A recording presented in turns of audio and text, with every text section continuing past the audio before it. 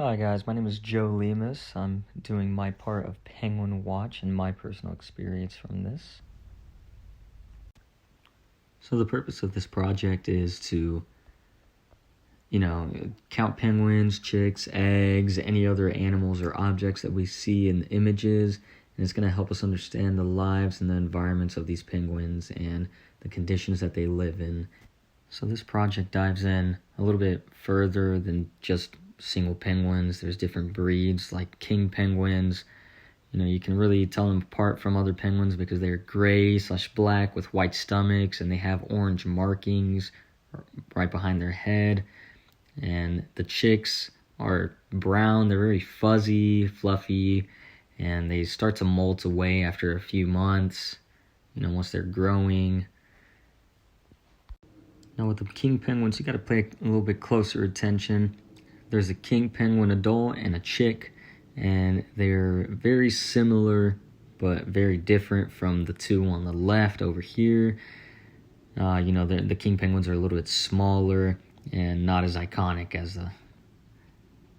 the emperor penguins. These right here are the chinstrap penguins. Obviously, you can tell why they're called chinstrap penguins. They don't really breed that much in snowy areas. They're more towards the peninsula of the Antarctic Peninsula, and their chicks aren't really brown or fluffy like the king penguins. They're more of a grayish and look a little bit softer, honestly, compared to other penguins. And these right here, these are macaroni penguins. They have a hair that's kind of like a pasta.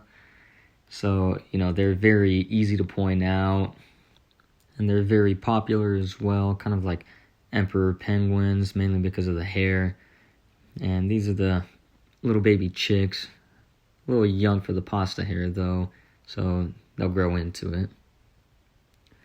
Here in the website, going into Zooniverse, you can click on my projects. I overdid it. I did 82 classifications for Penguin Watch. You go over here up to the classify, and you'll start classifying penguins in their natural habitats. There's a tutorial that will show you exactly what to do. And over here on the field guide, there's different penguins like the king penguin, Gentoo penguins, the chinstraps, the rockhoppers, macaroni, and many other penguins. And there's different field guides that shows, their penguin behavior, aerial photos. There's other animals, which you don't really see much of. Dead or injured penguins, which you don't see of any at all. And, this website it's pretty self-explanatory.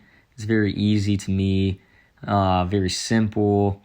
Sometimes it would get a little bit hard in some images, as you'll see here shortly, but for these images right here, you just have to identify whether there's an egg in the nest or not. And in most pictures you can't see an egg, but whenever you see a penguin laying like that over the nest, which are those little piles of rocks, they're nesting an egg and they're trying to keep it warm. A lot of the images are similar to this. What's cool is that Penguin Watch groups and other affiliated research groups have spent nearly 10 years placing cameras around the Antarctic and Southern Ocean to try and capture images and information on many breeds of penguins. And here's an example of one of those pictures where, you're not going to really be able to see. So there's this button right here where it's, you can click for it just in case if it's too blurry. Here you see a research facility, I believe it to be, off in the distance.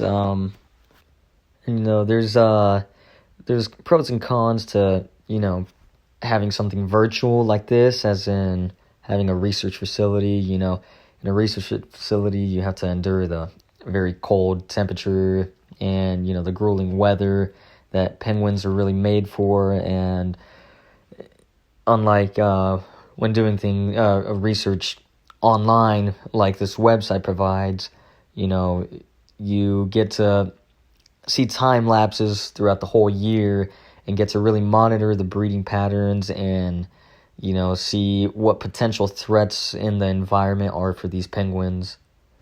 I just believe that, having a hands-on experience with penguins and being there in their habitat can provide with a lot more information in helping us understand this species a lot more.